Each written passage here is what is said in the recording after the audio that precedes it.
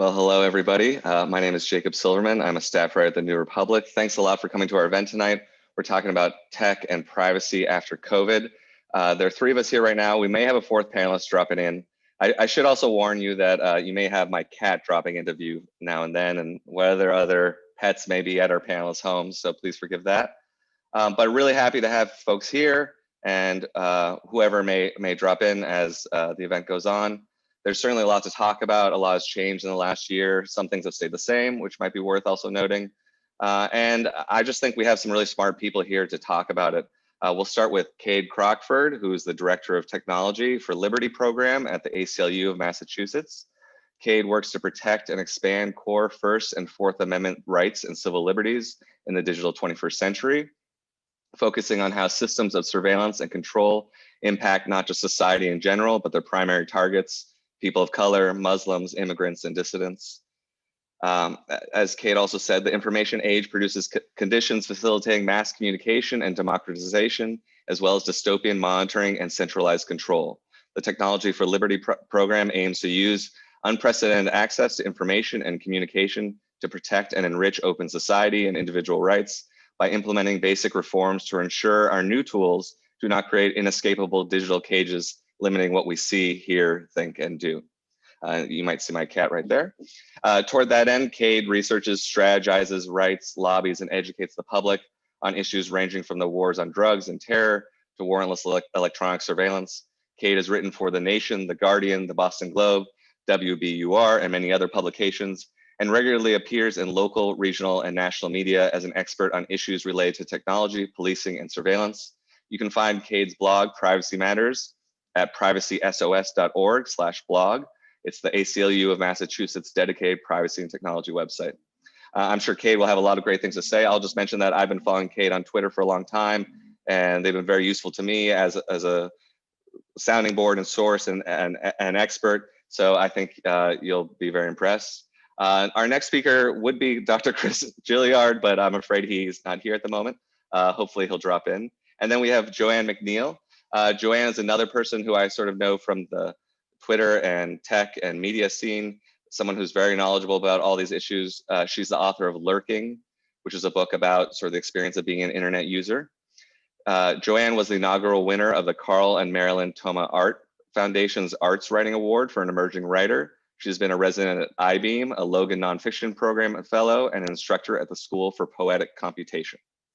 And as I said, my name's Jacob Silverman. I'm a staff writer at the New Republic. I wrote a book called Terms of Service, Social Media, and the Price of Constant Connection. And I write about tech, foreign policy, and sort of the occasional corporate grift or malfeasance. I also want to say that I think a lot of the people who are, or a lot of the opinions you'll hear tonight might be in agreement with one another, but I think what you'll often get out of it is the fact that our panelists are bringing a diversity of experience and expertise. So I hope that we can not only agree on some things and some of the problems we find in our technology and our society, but also come at it from some interesting sort of surprising angles. So with that said, I'm going to dive in. I have some questions here, and we're going to do about 40 minutes or so of questions with some discussion with the panelists, and then we'll flip it over to the audience. Please use the Q&A feature to submit some questions. So I'm going to start a little bit by questioning our premise. We're talking about tech and privacy after COVID. Is there an after COVID? This is something that people have debated already, I think. Does it matter in how we're thinking about some of these issues, whether there's a clear end between COVID and after COVID?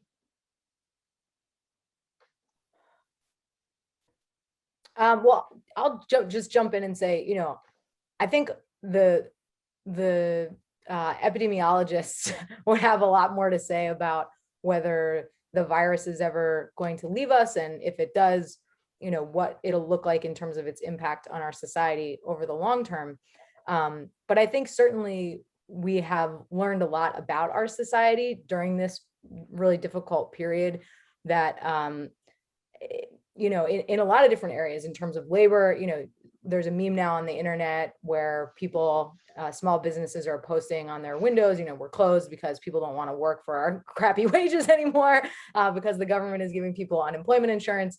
There has been a lot more conversation about things like expanding access to affordable and high-speed internet.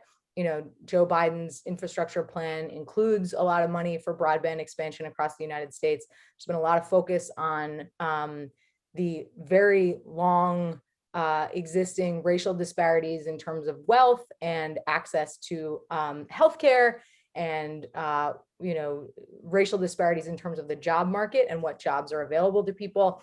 So I'm really hopeful that one of the things that does not change is that people remain attuned to some of these systemic inequities that have plagued our society for so long.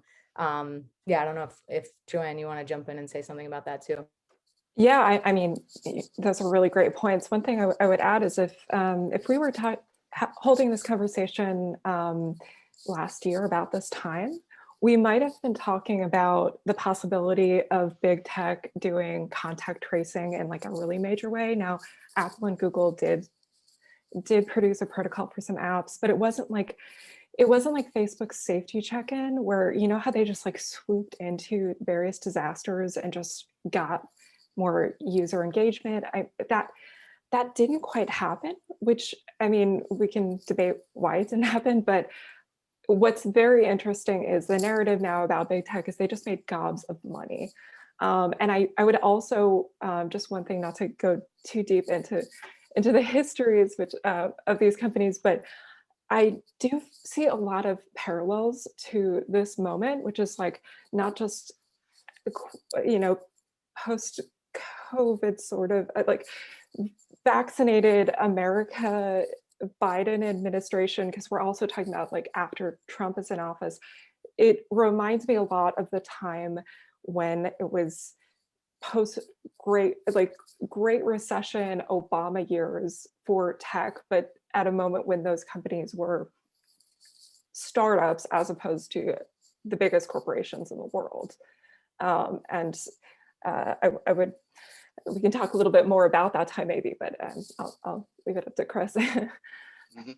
Let me introduce Chris here. I'm sorry, I believe there was an error on our end about letting people in and make everyone a panelist. But Dr. Chris Gilliard is a writer, professor, and speaker. His scholarship concentrates on digital privacy, surveillance, and the intersections of race, class, and technology.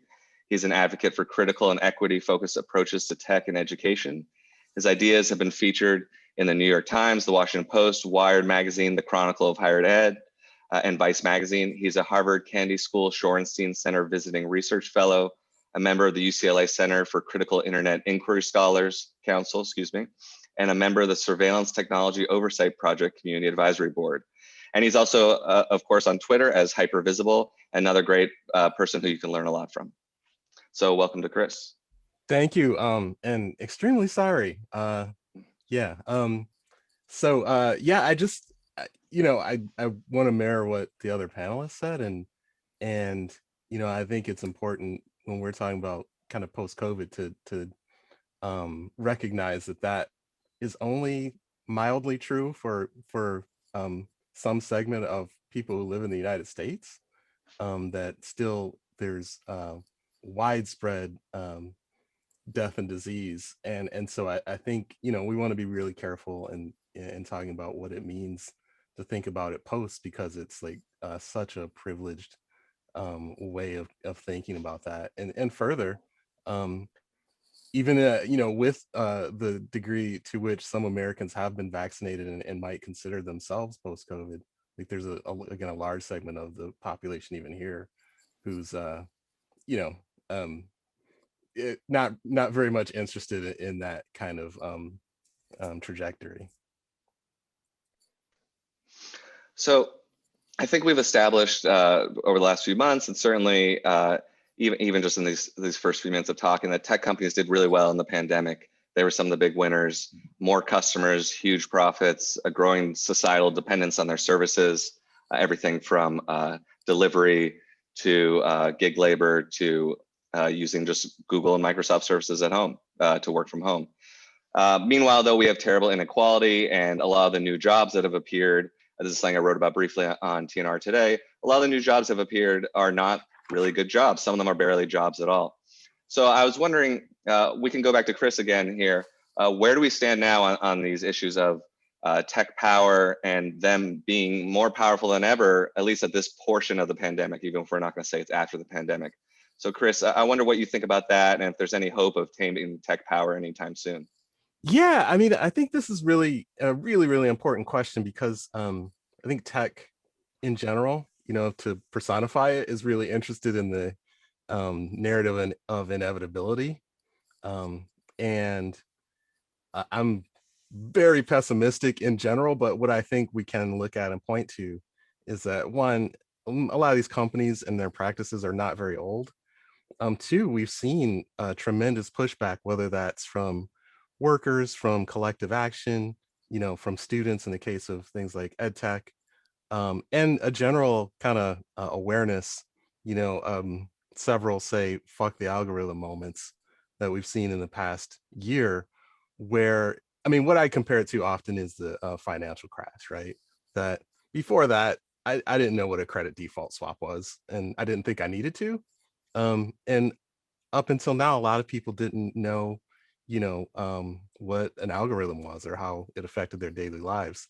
And now that they do, I mean, I think we've seen a lot of pushback against a lot of the more harmful practices. Yeah, I think that's a good point, especially that dawning awareness, people sort of acquiring the vocabulary to describe what's going on. I'll shift to Joanne. You've mentioned some big tech companies like Facebook, despite sort of public ridicule and even declining morale, some of these companies, they seem to be managing to make a comeback, or at least they're still making a lot of money. So I wonder what you think of tech power as a galvanizing political issue for the broader public. How do we make that work? How do we sort of overcome the fact that while these companies aren't very well liked, they're still pretty ubiquitous? Actually, I'm glad to start with Facebook because Sure. I feel like this is the one tech question that is so easy to answer. In fact, like, it's galvanizing because it's easy. There are 3 people who believe that Facebook is the right size. That would be Mark Zuckerberg, Sheryl Sandberg, and Nick Clegg. That's a fringe belief. The rest of us, I would say maybe a few other people agree with him, but I would say that most of us agree that Facebook is just too big. What do you do when something's too big? You make it smaller. Like, how do we make it smaller? I don't know. Maybe that's a little bit, we've got to talk about how to make it smaller, but I think we can all agree that, like, every single problem that, like, I don't even want to go through the list of crises related to Facebook because it's so exhaustive. There are just so many. But every single crisis related to Facebook is because of its scale. And so we know what the answer is. We got to make it smaller. Some people like me want Facebook not to exist. Some people might agree that, like, Facebook in moderation is good. But I think that already is a hugely galvanizing issue.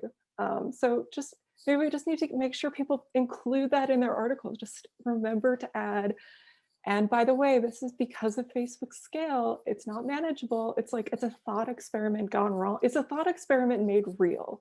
And we can see this was a disaster. So, you just make it smaller. It's too big.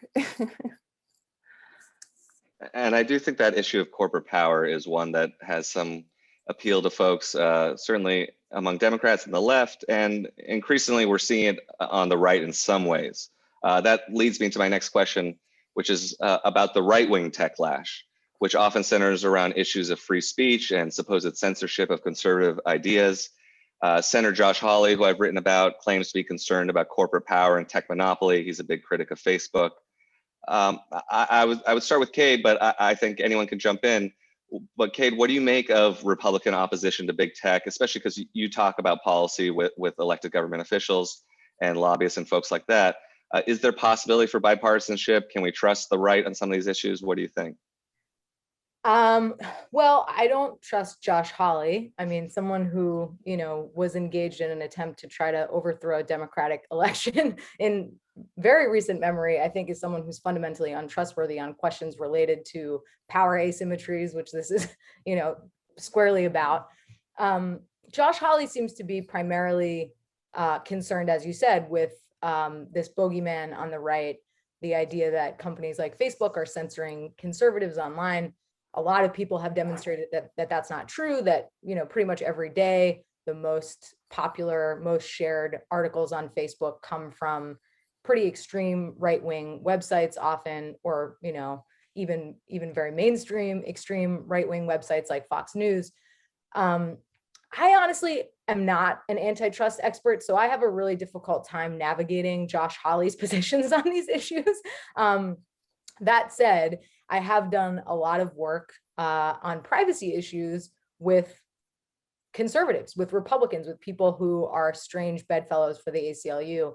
And my general view on, working with people with whom I usually disagree, or, the organization that I work for usually disagrees, is that, law reform is hugely influential, right? And so if we can pass a law in a given state that restricts police departments' ability to use drones or license plate readers, or to, spy on people for political reasons, I think we ought to do that. But the devil is really in the details. And so, I would look to someone like Lina Khan, that Joe Biden has nominated to serve on the FTC, as one of the people who is sort of my North Star on issues of antitrust. And if, she's happy with it and it's something that Josh Hawley supports, then I think, sure, you gotta get the votes in the Senate. And if there are folks on the Republican side who are willing to step up and, really challenge through legislation the power of some of these technology companies,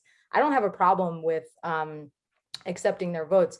There's one caveat to that, which is that, law reform is hugely influential, but so is culture, right? And so is politics.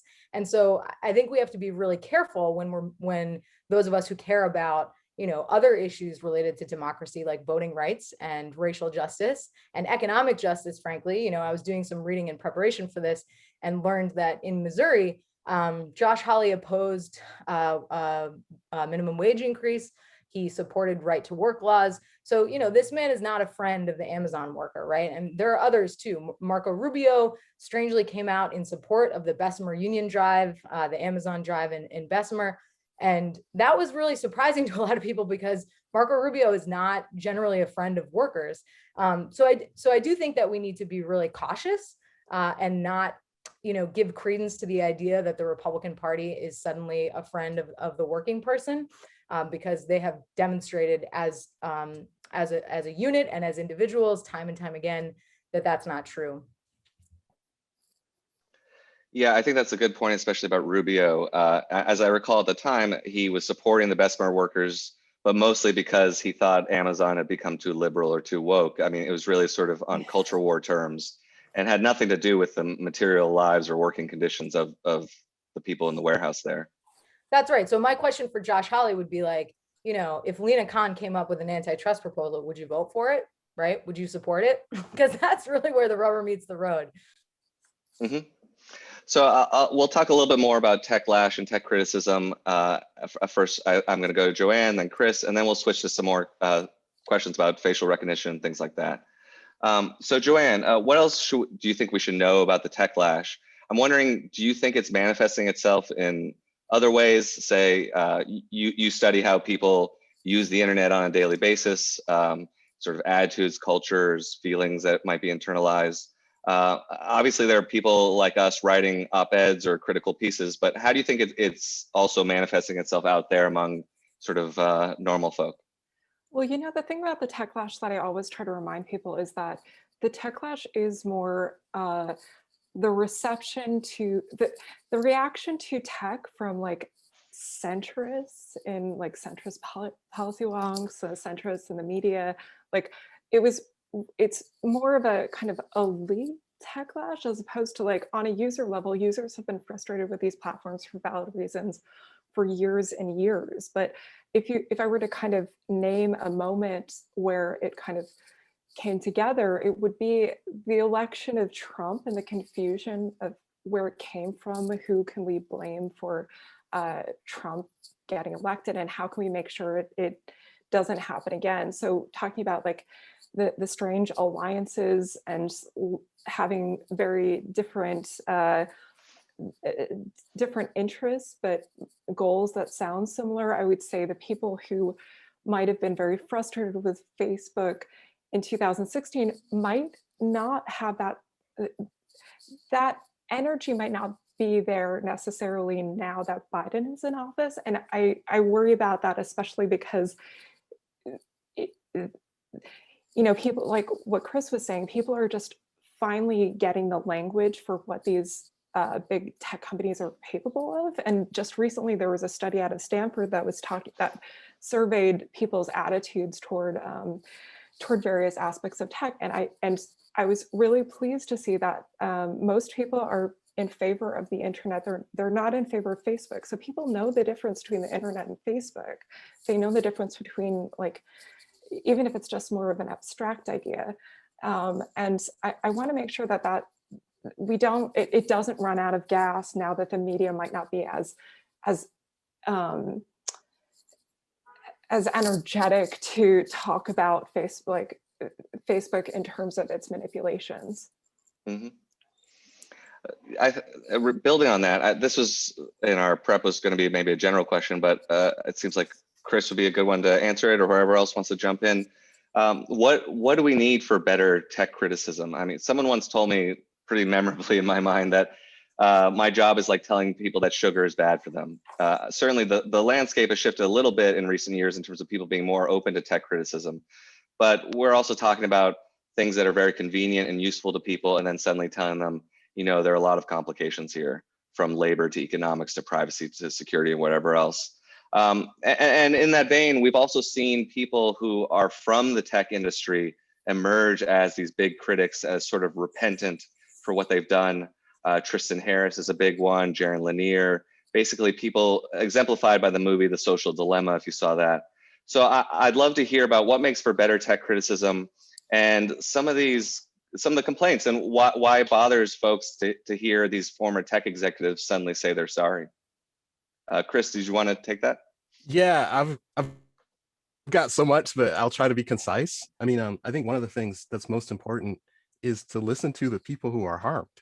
That for a bulk of this criticism is often coming from people who have no idea of the daily lives of the people who are routinely marginalized, harmed, killed by the deployment of these technologies. And so one of the and by the way, the reason they exist in the way that they do is because of these same reasons, right? That who develops them, builds them, conceptualizes them. So that's one of the things we could do. But I mean, I think that, there's so much to that, the prodigal tech bro thing that I find disturbing. I mean, one is the laundering of, very centrist, as Joanna said, very centrist ideas.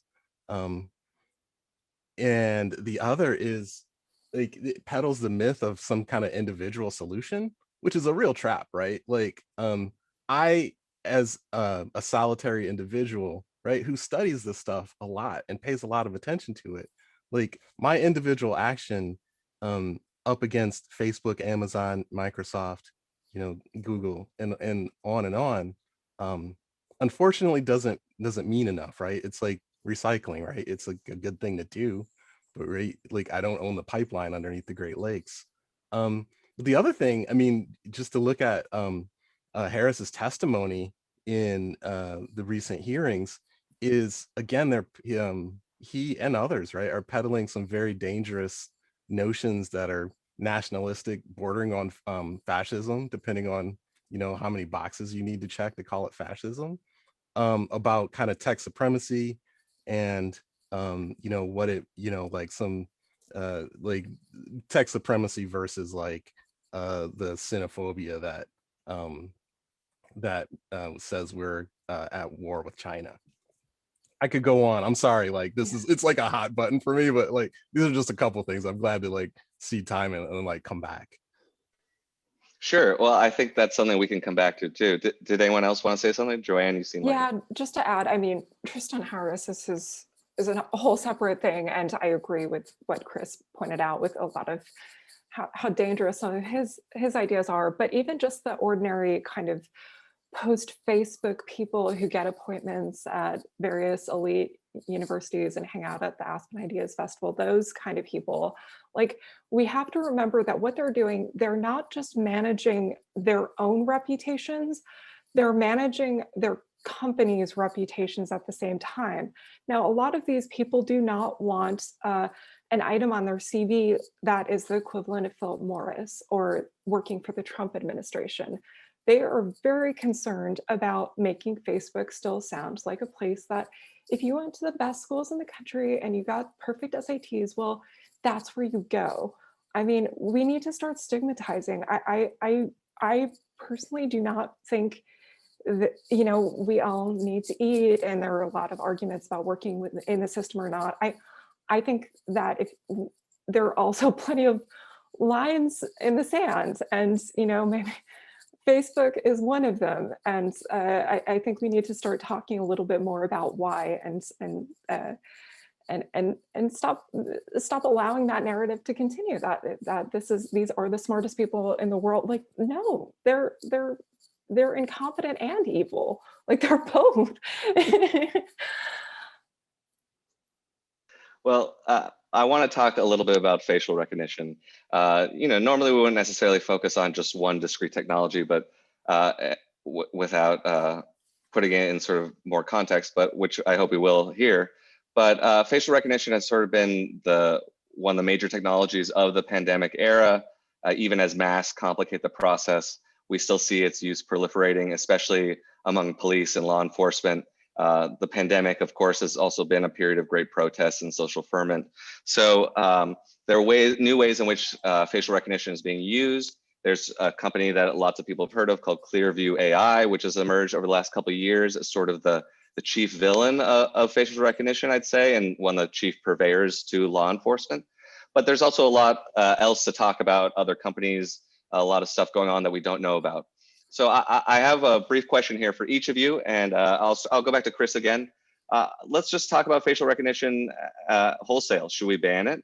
And what does it mean to ban a technology? I've read some pretty convincing op-eds saying we should ban facial recognition, and it strikes me how is that somehow different than, say, banning another technology? I mean, I would argue it's not different, you know, like ban it outright. Like, again, people need to reacquaint themselves with the fact that throughout history, many things that have been deemed dangerous, you know, after they've been let out of the box, have been put back in the box, right? Like, that happens. You know, and I think, again, I'm so interested to hear from Kate, who's had like many victories, and Joanne on this. But another thing I want to point out, I think is really important, is that facial recognition, like, of the many harms of it, it doesn't like recognize you, it assigns an identity to you.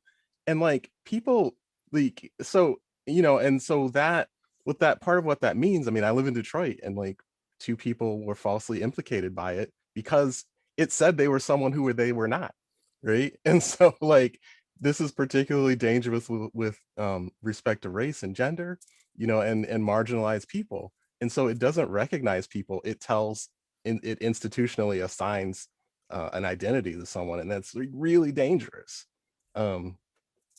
Yeah. Yeah, I think that's very good. Sorry, Kate, I'll pass it to you in just a moment. I think that's very good in terms of saying how it's not necessarily an accurate tool. We know it's more about assigning you a label or a classification that can then be used in some legal process, say. Kate, I'd love for you to elaborate on that, but also talk about the policy and regulatory landscape, because that's certainly something you know a lot about.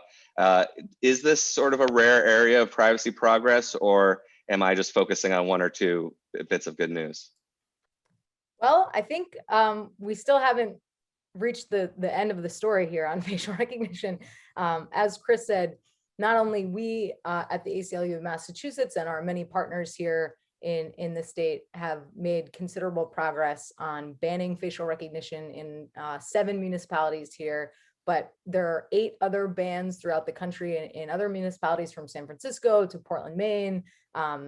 I believe New Orleans banned facial recognition. Many, many different communities have taken on and won this fight.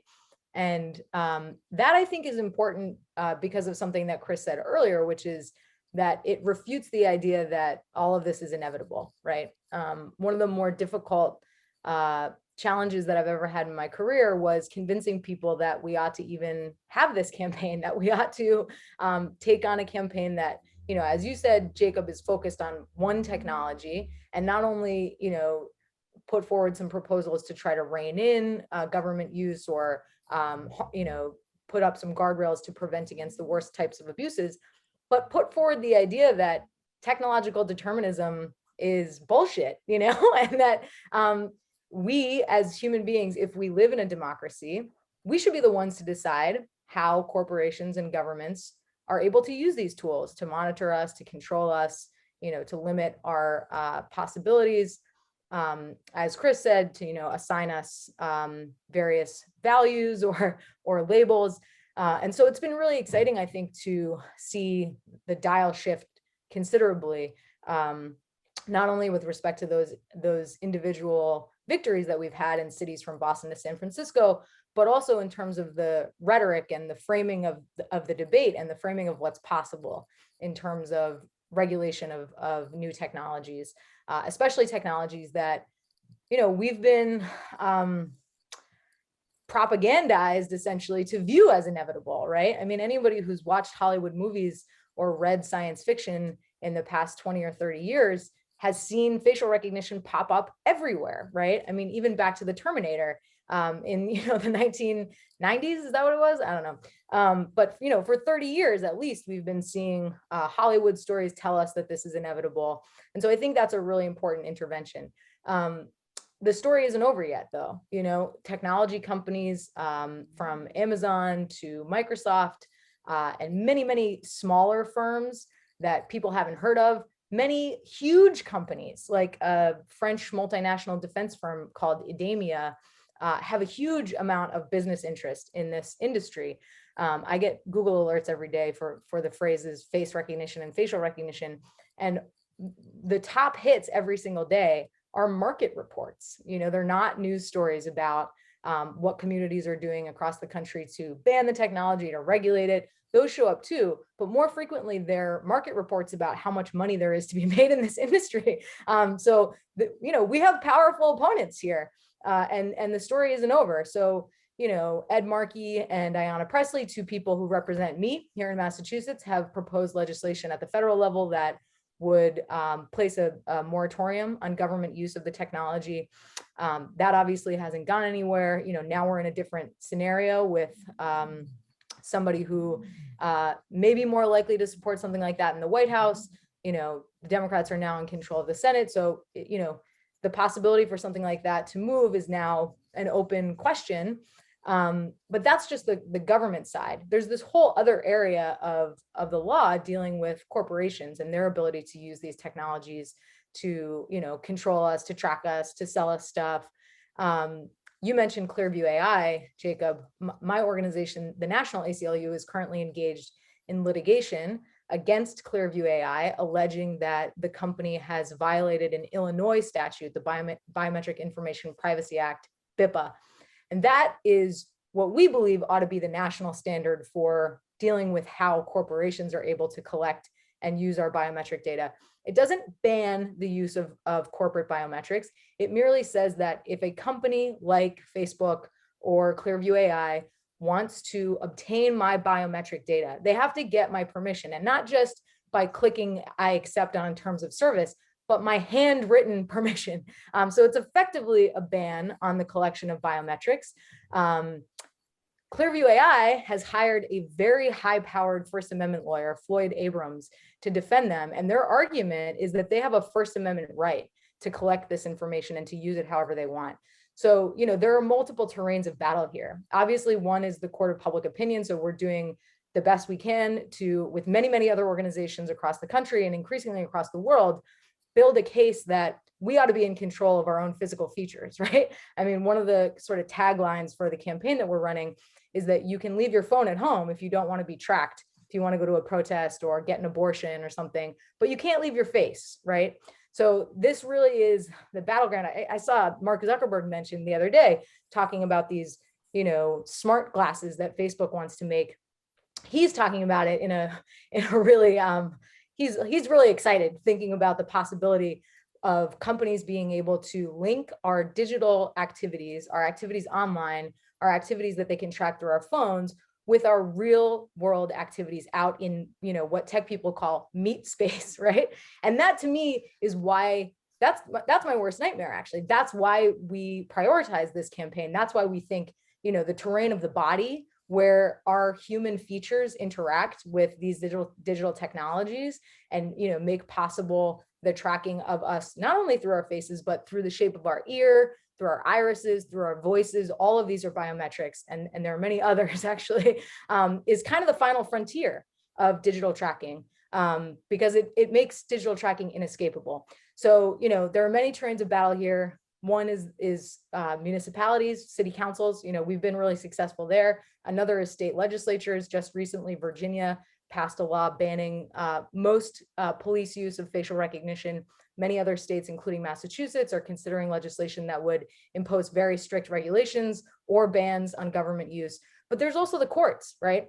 And I'm not super confident about what the Supreme Court in its current makeup thinks about First Amendment rights and the rights of a company like Clearview to do whatever the hell it wants with my biometric data. So there are a lot of unknowns here, unfortunately. Well, that was great. Thank you. Yeah, you certainly know the landscape so well.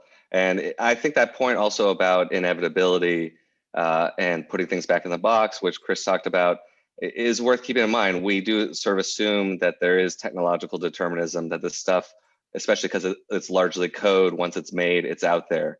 But that's not always true. I also tell people that companies have to follow the law. So if you pass a law saying you have to regulate or even limit this technology, companies are obligated to do that. There are ways in which to restore order to these kinds of things. And I think that's something we forget.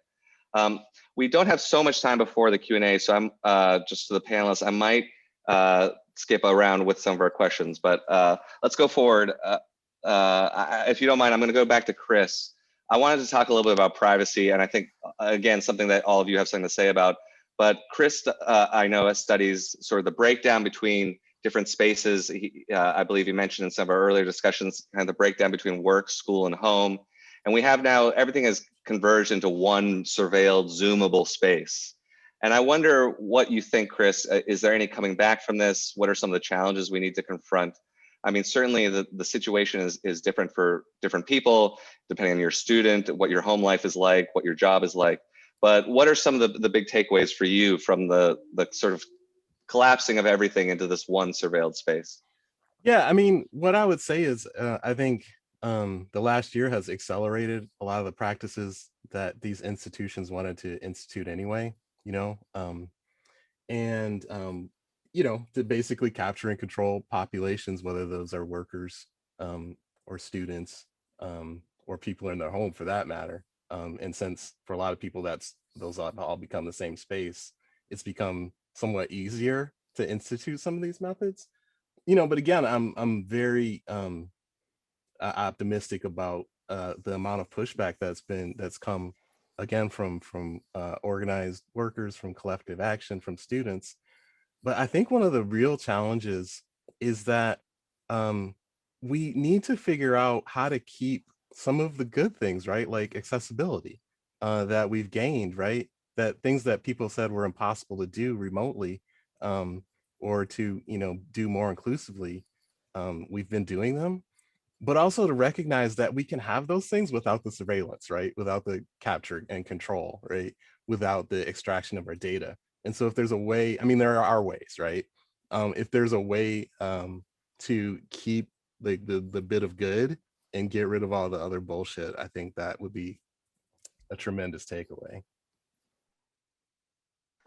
Joanne, I was wondering if you had anything to add or sort of ideas about privacy and surveillance and some of these changes we've dealt with for the last year. Do you think people are simply adjusting to the new status quo, or what kind of different attitudes and behaviors do you see out there? In terms of adjusting to the status quo, I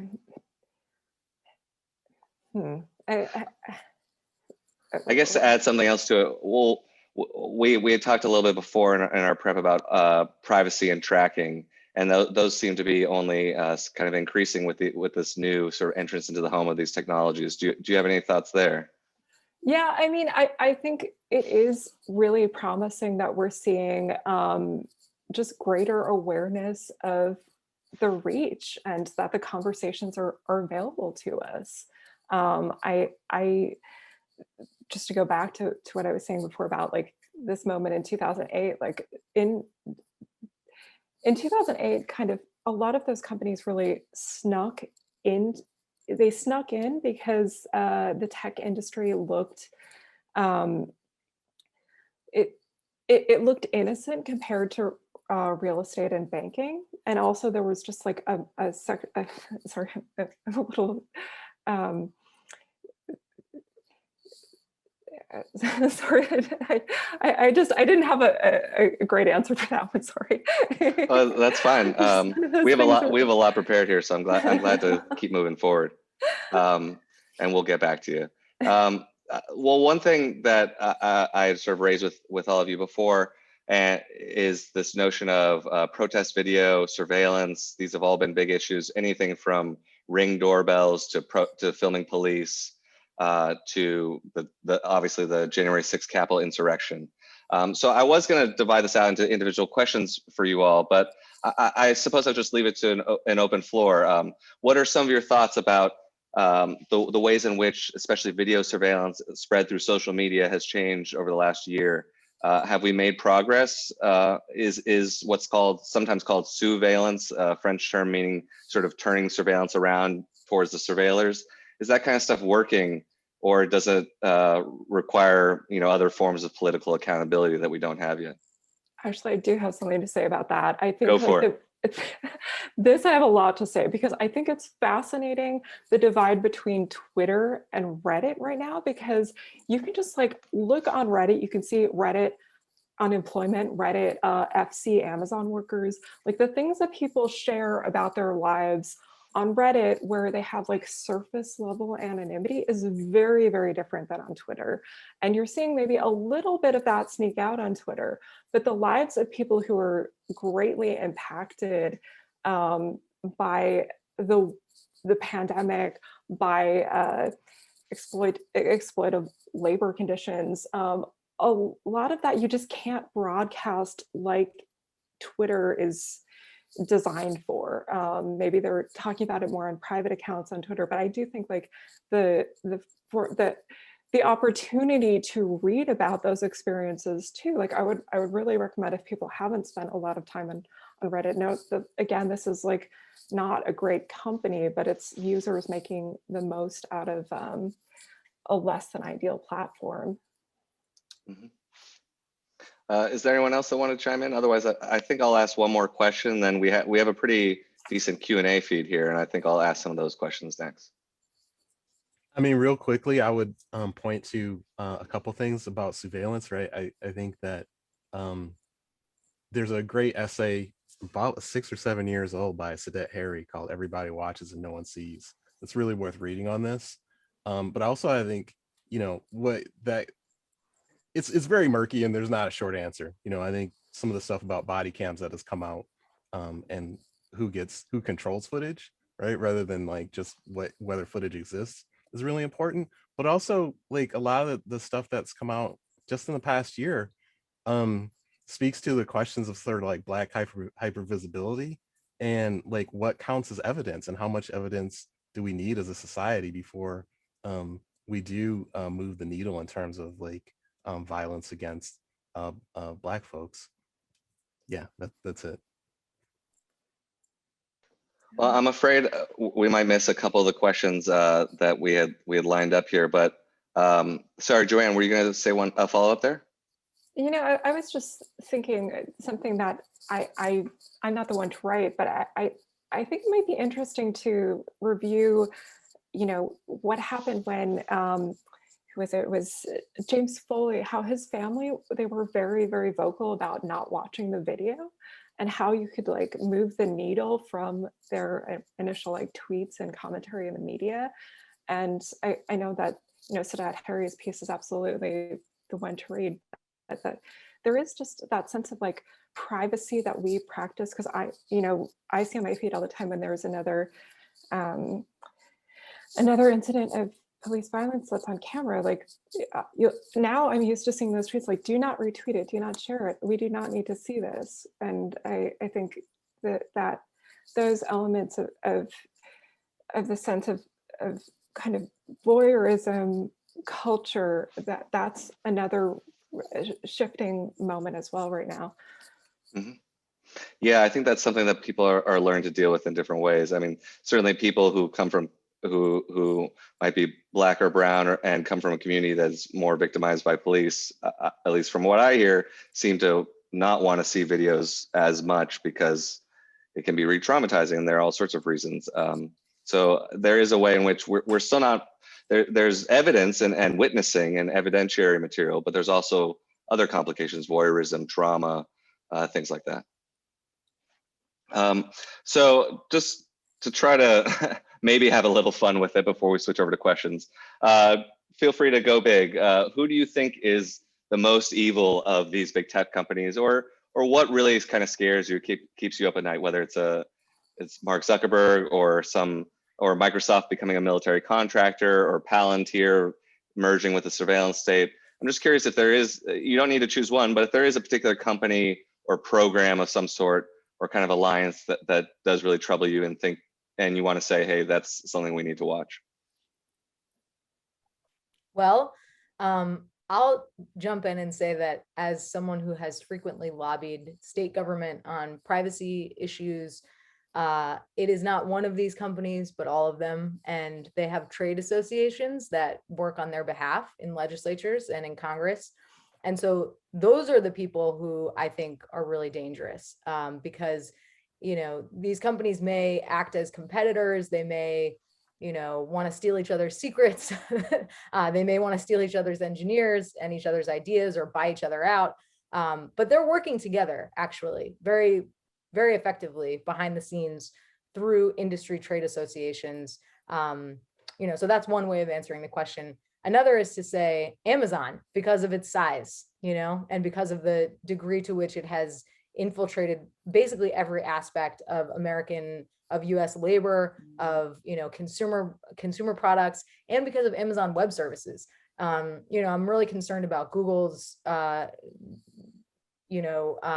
invasion of public schools. Most public schools use Google products, Google apps for education.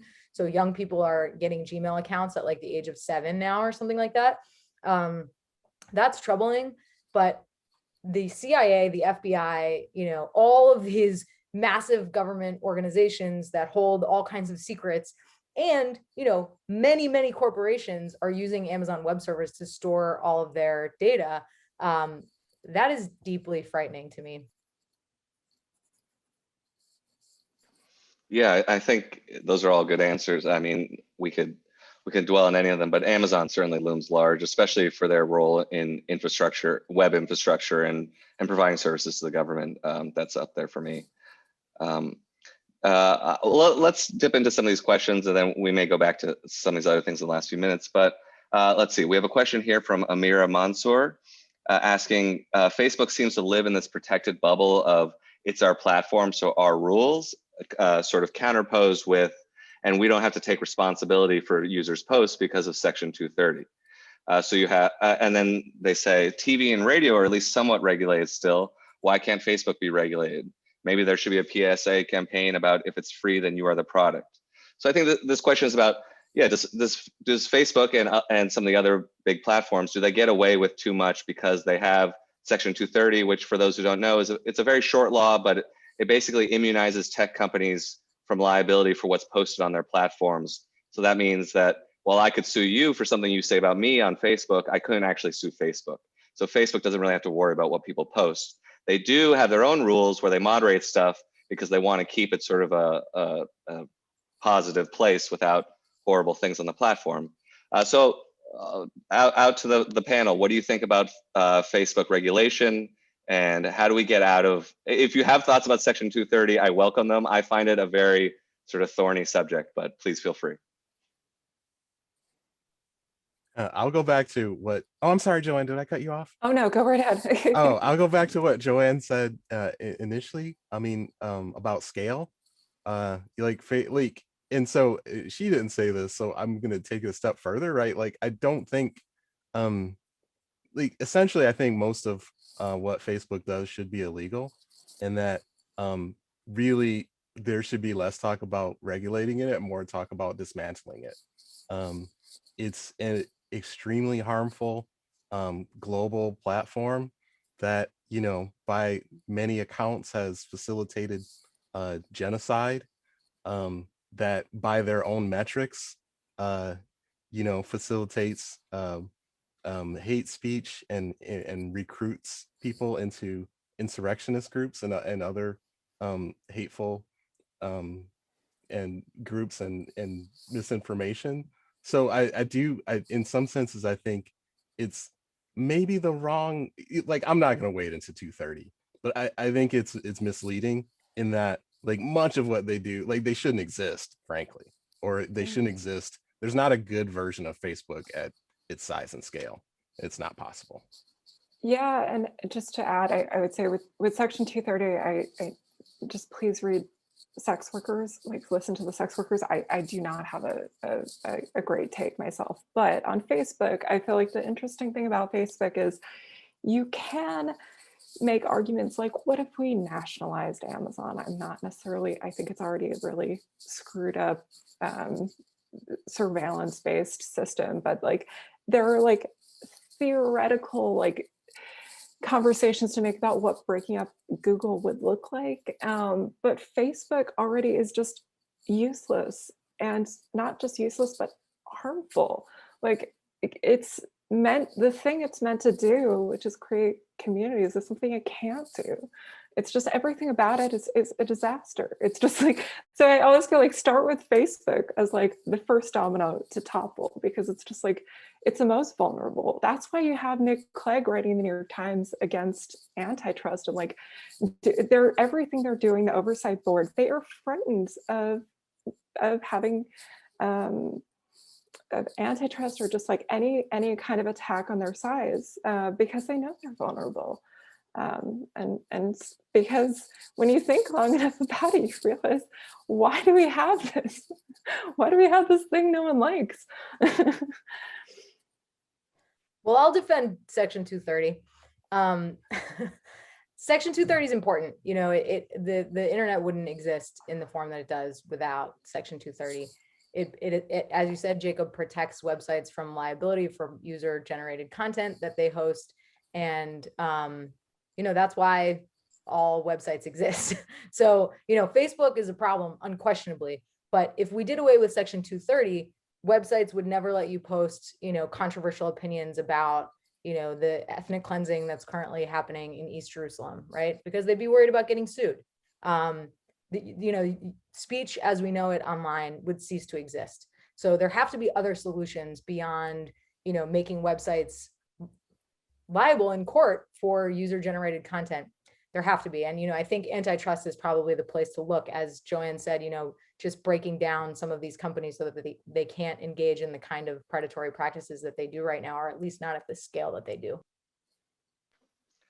And I think to briefly go back to something from earlier, which is the sort of Josh Hawley thing, he and some other Republicans, including Donald Trump, would like to repeal Section 230. And we really just have, I mean, most informed people would say that it's going to be a real mess to repeal it. And we can't really predict the effects, probably very litigious ones, and probably be a problem for anything smaller than Facebook or Google. But also, there's no one on the right seems to have a sense of what they would want to replace it with, which sounds like it would be necessary in some form or another. Right, and at the same time, they want to ban critical race theory, right? That, you know, tell schools that they're not allowed to teach critical race theory. So, not sure we should really be following folks like Josh Hawley's lead on free speech issues. Mm-hmm. And also they're, No, go ahead. I was just going to say, like, you can't state enough how distorted their sense of the politics of these tech companies are. Like, I was just digging into Yahoo Answers for a piece on Yahoo Answers, and when I went through the actual post on that site, because it's become like really divisive, like the Republican crazies had taken over, but they kept calling Verizon a woke socialist corporation. I'm like, I wish. Like, how far gone are you that like Verizon is full of woke socialists? Well, that, Joanne, I just want to say that actually raises an important point, which is something I neglected to mention, Jacob, when you first asked me about Josh Hawley's, criticism of big tech. This is a lot of this is political. If you look at who donates to Democrats, or who among the tech industry donates to, which political parties and which candidates, almost everyone in the tech industry donates to Democrats. Hardly anyone gives money to Republicans, right? So I just think we'd be remiss not to mention that there's a lot of money involved here too. And, I think that raises, that fact raises important questions about what the Democrats are going to do to hold big tech accountable when, so many of their donor dollars are coming from Silicon Valley. Yeah, I think that's well put and definitely worth noting. I'm just scrolling through the questions here. Let's see, we have time for a couple more, I think. This one I think is interesting. It's general, so pick sort of which element of it you want to go after, or it's, but it points to something which is basically issues of cybersecurity. Nothing is secure, surveillance is everywhere, and everything is being connected to the internet. So this question says, moving beyond Facebook and platforms, we have pipeline hacks. So if you didn't hear, there was the major East Coast oil pipeline was hacked recently, and it's disrupted the transport of oil all across the East Coast. So we have pipeline hacks, standardized testing monitoring, which I know is something Chris knows a lot about, and customer profiling. The switch is turned on. How do we go about turning it off? So those are three very different things, but they speak to large issues, and also just this issue of connecting everything to the internet. So I was wondering if anyone had comments on one of those or some of these larger themes there. I mean, I would just say, like, first of all, infrastructure, right? Like, I mean, also widespread resistance and legislation. I mean, we don't have, like, federally, right? There's been I mean, I don't know how you want to categorize it, but like we need a lot more. Again, frankly, like so much of these things that are mentioned or alluded to in that question, I think should be illegal. That the ability to extract people's data, and their person, as they go about their day, has been, like shouldn't be allowed in the ways that they are, and so. Yeah, like I'm sorry, like 3 points: infrastructure, resistance, and legislation. If I can add one thing, I would also say that I think there's this notion that things need to be connected to the internet, need to be made smart, need to be made more high tech, and when you do that, you're introducing new vulnerabilities, but also new opportunities to collect data to potentially surveil or exploit people, and kind of complicating processes and sometimes making dumb technologies smart in a way you really don't need to. Yeah. Let's see, we have a couple more minutes. We're not going to get to all the questions, I'm sorry, but there are some great questions. I think this one is definitely worth addressing. We have, we're talking about supporting facial recognition and some of these regulations and concerns about policing and surveillance and all the sort of interconnected matrix of issues. But then, people do have concerns about crime. I'm not going to claim any certain crime statistics or whether crime is up or down. That's not something I've closely studied. But how do you say to people, let's see, let me just go back to the question here, that if some major cities are experiencing what is being described as an uptick in violent crime, there are many potential reasons for that. But how do you argue against things like Ring doorbells or surveillance cameras or some of these other programs to people who may be worried about safety or worried about crime of some sort? I guess how would you sell some of these things we're talking about to a difficult audience? Well, there are a couple different ways. One is to talk about the ways in which government actors can harm people. So, just a few minutes ago, I was reading a story about a Customs Border Patrol official who worked for the CBP for, I don't know, 20 years or something like that. During some of that time, he was allegedly committing rapes against women across, the region where he lived. He's now been arrested and accused of being a serial rapist and kidnapper. There was a story from California that emerged a couple years ago about a guy who was a police officer for the entire duration of the time when he was kidnapping and murdering women.